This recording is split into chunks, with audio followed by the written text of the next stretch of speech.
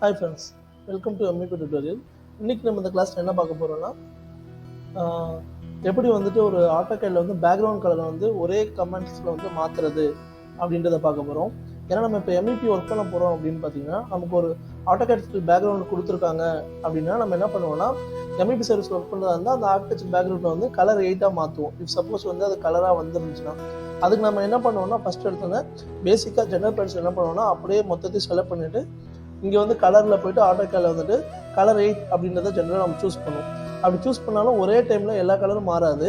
சில இது வந்து பிளாக்கில் இருக்கிறதுனால அந்த பிளாக்குள்ளே போயிட்டு இண்டிவிஜுவலாக நம்ம எல்லா பிளாக்கையும் வந்து கலர் 8ஆக மாற்றுற மாதிரி இருக்கும்.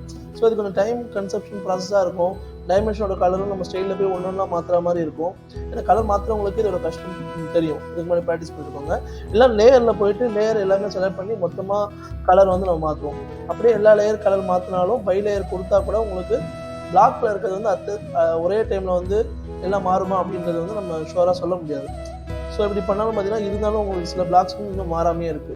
ஸோ இது மாதிரி ஸ்டேஜுக்கு நான் என்ன பண்ணுறேன்னா நமக்கு வந்து லிஸ்ட் ஆல்ரெடி இருக்கு. லிஸ்ட் பற்றி சில விஷயங்கள் உங்களுக்கு ஆல்ரெடி தெரிஞ்சிருக்கும். தெரியாதவங்க சொல்லுவேன். லிஸ்ட்டுக்கு ஆல்ரெடி ப்ரீ டிஃப்ரெண்டாக ஒரு செட்டப் மாதிரி ஒரு ஃபைலை கொண்டு வந்திருப்பாங்க. ஆட்டோகேடில் இம்போர்ட் பண்ணுற ஃபார்மேட்டுக்கு ஒன்று இருக்கும். ஓகேங்களா? ஸோ அது எந்த மாதிரி இருக்குன்னா இது மாதிரி ஒரு சிம்பிள் இருக்கும். லிஸ்ட் LISP இது ஜூம் பண்ணி பார்த்தீங்கன்னா இதில் தெரியும். இந்த ஃபைலே வந்து LSPன்னு போட்டிருக்கும். ஸோ LSPயில் எல்லாமே பார்த்தீங்கன்னா லிஸ்ட் ஃபைல். ஓகேங்களா? இதை வந்து நம்ம கேலில் இம்போர்ட் பண்ணிட்டோம்னா இதில் ஒரு கமெண்டை கொடுத்தோம்னா அந்த கமெண்ட் வந்து இந்த ஆட்டோகேடுக்கு வந்து ஒர்க் அவுட் ஆயிடும். ஒரு பர்டிகுலர் ஃபங்க்ஷனுக்காக ஒரு லிஸ்ட்டை வந்து கிரியேட் பண்ணியிருப்பாங்க. அந்த லிஸ்ட்டு மூலமாக நீங்கள் வந்து அந்த ஃபங்க்ஷனை வந்து ஆக்டிவேட் பண்ணிக்கலாம். ஃபார் எக்ஸாம்பிளுக்கு வந்து இங்கே வந்து எனக்கு பேக்ரவுண்ட் கலர் மாற்றப்படும். அதனால் என்ன பண்ணணும்னா இந்த லிஸ்ட்டை வந்து உள்ளே கொண்டு வரணும். லிஸ்ட்டை ஃபஸ்ட்டு உள்ளே கொண்டு வருது அப்படின்னு பார்த்தீங்கன்னா அதுக்கு ஒரு ஃபஸ்ட்டு ஒரு கமெண்ட் இருக்குது, ஆப்லோடு. ஒன்ஸ் நீங்கள் உள்ள கொண்டு வந்தீங்கன்னா அந்த ஃபைலுக்கு வந்து லிஸ்ட் வந்து ஆட் ஆயிரும். ஸோ ஆப்லோடு வந்து APPன்னு அடிச்சிங்கனாலே போதும், அது ஆட்டோமேட்டிக்காக வந்துடும். இப்போ ஆப்லோட போயிட்டு அந்த லொக்கேஷன் எங்கே இருக்கோ அந்த ஓகே 1 செகண்ட் அந்த லொக்கேஷனை காப்பி பண்ணி போட்டுக்கிறேன். ஸோ அந்த லொக்கேஷனை பார்த்து காப்பி பண்ணிவிட்டு நீங்கள் லோடு கொடுத்தீங்கன்னா அந்த இருக்க லொக்கேஷனை போயிட்டு அதை செலக்ட் பண்ணி லோடுன்னு ஒரு தடவை கொடுத்துருங்க. கொடுக்கும்போது ஆல்வேஸ் லோடு கொடுத்துக்கோங்க. கொடுத்துட்டு இதை நீங்கள் க்ளோஸ் பண்ணிக்கலாம். சக்ஸஸ்ஃபுல் லோட் ஆகிடுச்சுன்னா ஒரு இன்ஃபர்மேஷன் வந்துச்சு. ஸோ ஆப்லோட் கொடுத்து கிளிக் பண்ணாலே அது வந்துடும். தென் நீங்கள் என்ன பண்ணுறீங்கன்னா Colorx ஆக்சுவலாக பாருங்கள், இதில் மொத்தம் நிறையா இடம் இருக்குது. எல்லாம் மொத்தமாக நிறையா ஃபைல்ஸ் இருக்குது, காப்பி பண்ணியிருக்கு. ஓகேங்களா? நான் என்ன பண்ணுறேன் Colorx இதில் வந்து எப்படின்னா அது கலர் மாறது வந்து 100% மாறாது. ஏன்னா பிளாக்குள்ளே போயிட்டு நிறையா பிளாக்ஸாக அது மாதிரி இருக்கும். அதனால் இந்த லிஸ்ட் வந்து ஒரு 90% ஆஃப் த கலர்ஸை வந்து நீங்கள் சொல்கிற மாதிரி அட் டைமில் ஒரே டைமில் மாற்றிடும். 100% மாற்றுமான்றது கிடையாது. ஓகேங்களா? அதை நம்ம ட்ரை பண்ணி பார்ப்போம். இருந்தாலும் நீங்கள் சிங்கிளாக மாற்றுறது பதிலாக அது மொத்தமாக 90% ஒர்க்குன்றது ரொம்ப டைம் சேவிங் தானே. ஸோ ஓகே, இப்போ பார்த்தீங்கன்னா Colorxன்னு ஒரு கமாண்ட் இருக்கும். ஓகேங்களா? ஆப்லோட் மூலமாக அதை லிஸ்ட்டு உள்ளே கொண்டு வந்த பிறகு Colorx அதை கொடுக்கணும். கொடுத்த பிறகு எனக்கு என்ன எந்த கலரும் சூஸ் பண்ணிக்கலாம். நான் வந்து கலர் 8 ஜெனரலாக யூஸ் பண்ணல, கலர் 8 கிளிக் பண்ணிக்கிறேன்.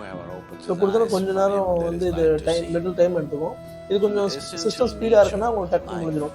எனக்கு வந்து நம்பர் ஆஃப் எலிமெண்ட்ஸ் வந்து ஃபைல் வந்து அதிகமாக இருக்குது. நிறைய இடத்துல காப்பி பண்ணி வச்சுருக்கிறதுனால பிளாக்ஸும் நிறையா இருக்கிறதுனால இது கொஞ்சம் டைம் எடுத்துக்குது.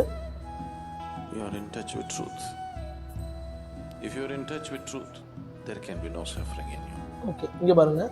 ஸோ ஒரே ஸ்டெச்சில் இங்கே இருக்க எல்லா ஃபைல்ஸுக்கும் நான் வந்து கலரை மாற்றிட்டேன். இதில் கலர் மாறாத இடம் நான் சொன்ன மாதிரி 90% வந்துட்டு கலர் மாறாத இடம் பார்த்தீங்கன்னா அந்த ஆச்சஸ் மட்டும் 1-2 டைமென்ஷன், ஒரே ஒரு டைமென்ஷன் மட்டும்தான். சரிங்களா? ஸோ ஆச்சஸ்ன்னு முதல்ல நம்ம பிளாக் உள்ளே போய்ட்டு அந்த ஆச்சஸ் செலக்ட் பண்ணுற மாதிரி இருக்கும். ஒரு சில கன்ஸ்டன்ட் இருக்கும். இருந்தாலும் உங்களுக்கு பார்த்தீங்கன்னா ஒரு 90% அந்த கலர்ஸ் வந்து அட் டைமில் மாறிடுச்சு. ஓகேவா? நீங்கள் சிங்கிளாக போயிட்டு மாற்றணும்னு அவசியம் கிடையாது. ஓகே, ஸோ இந்த லிஸ்ட்டை வந்து நான் கூகுள் டிரைவில் லிங்க் பண்ணிட்டு அந்த லிங்க்கை வந்து நம்ம யூடியூப்பில் வந்துட்டு ஃபஸ்ட்டு கமெண்டில் பின் பண்ணுறேன். வேணுன்றவங்க வந்து யூஸ் பண்ணிக்கோங்க. தேங்க்ஸ் ஃபார் வாட்சிங். இந்த வீடியோ பிடிச்சிருந்தா லைக் பண்ணுங்கள்.